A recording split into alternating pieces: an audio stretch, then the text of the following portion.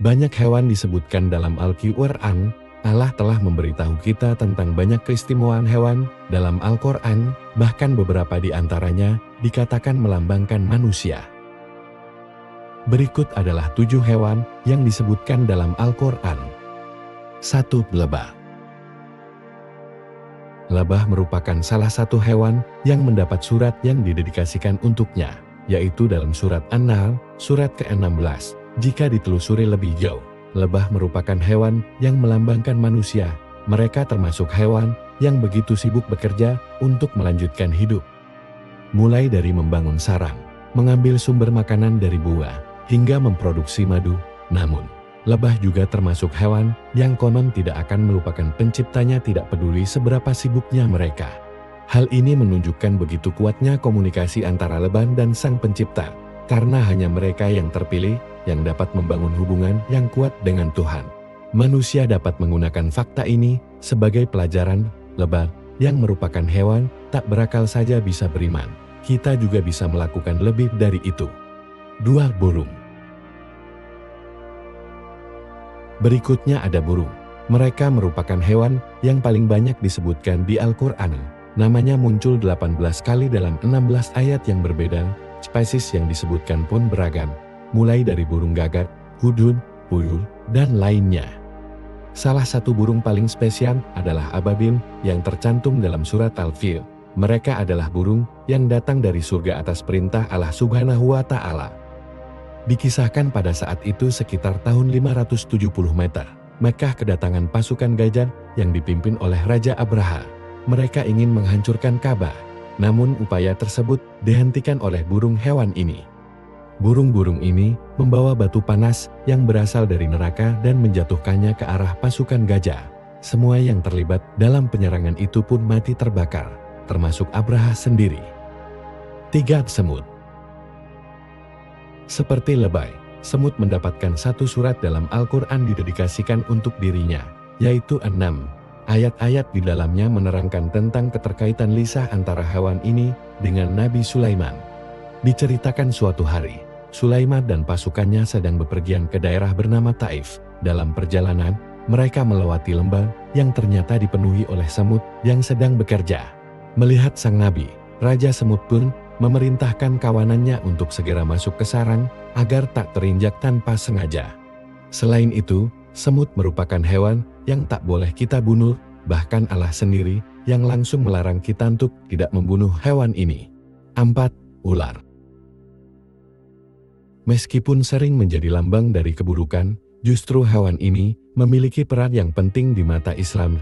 Hal ini berkaitan dengan kisah Nabi Musa dalam membuktikan bahwa dirinya adalah utusan Allah Subhanahu wa Ta'ala.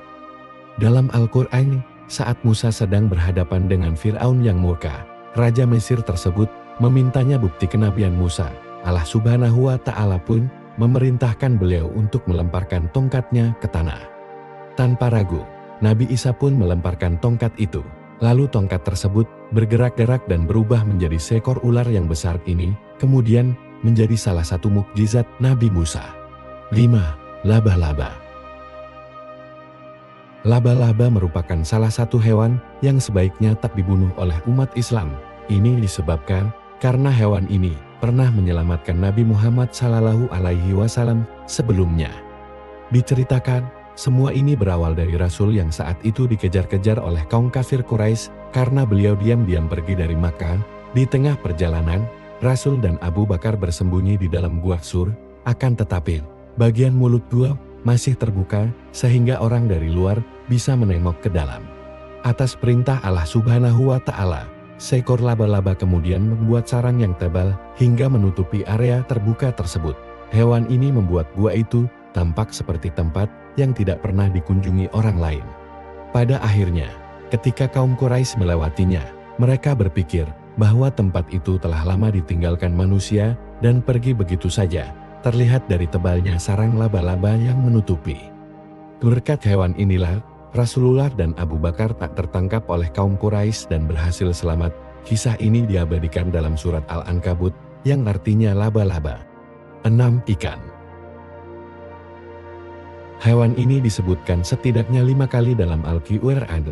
Beberapa di antaranya terkait dengan kisah Nabi Yunus yang ditelan oleh seekor ikan besar.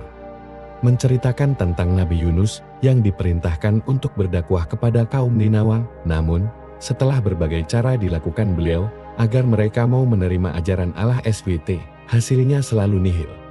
Akhirnya, beliau naik ke kapal yang penuh muatan dan diminta untuk melompat ke laut karena badai. Dari situ, Nabi Yunus ditelan oleh seekor ikan besar di dalam perut ikan.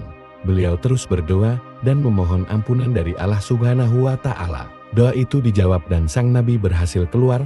Beliau langsung kembali ke kaum Ninawa. Ternyata pada saat itu, masyarakat tersebut telah memeluk ajaran Allah SWT dan mengakui bahwa semua perkataan Nabi Yunus benar. 7. Sapi. Semua ayat tentang sapi berasal dari surat terpanjang dalam Al-Quran, yaitu Al-Baqarah, yang artinya adalah sapi betinan. Hewan ternak ini disebutkan 9 kali di dalamnya. Seringkali, ayat-ayat itu berisi tentang perintah Allah Subhanahu wa Ta'ala untuk menyembelih sapi. Namun hewan ini juga terkait dengan kisah Nabi Musa. Utusan Allah Subhanahu wa Ta'ala tersebut memiliki mukjizat yang istimewa, yaitu dapat menghidupkan orang yang telah mati saat itu. Orang tersebut adalah laki-laki kaya Bani Israel yang dibunuh oleh orang tak dikenal. Masyarakat setempat ingin menemukan siapa pembunuhnya, tapi tak ada saksi. Mereka meminta tolong Nabi Musa, sekaligus ingin membuatnya membuktikan bahwa beliau benar-benar utusan Allah Subhanahu wa Ta'ala. Nabi Musa pun diperintahkan untuk menyembelih sapi betina dengan ciri tertentu. Sapi itu berumur sedang, punya kulit bersih tak bercorak, tak pernah membajak sawah, dan lain sebagainya. Setelah sapi yang cocok ditemukan dan disembelih, Nabi Musa memukulkan bagian tubuhnya ke arah jenazah. Laki-laki itu kemudian bangkit dan berkata bahwa pembunuhnya adalah kerabat dekatnya sendiri.